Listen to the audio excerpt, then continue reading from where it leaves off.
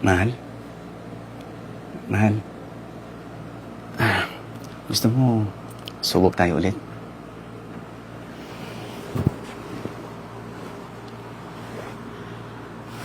Mahal, pagod ako eh.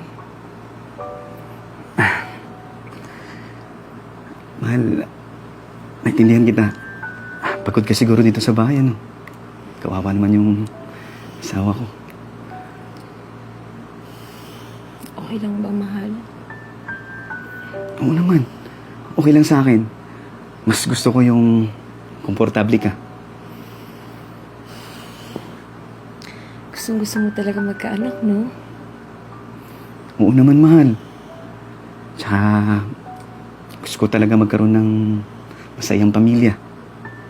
Tsaka, makabuo ng pamilya. At ikaw yun.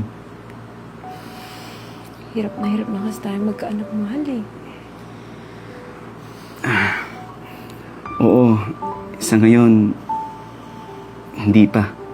Pero, darating din to. Mahal kita.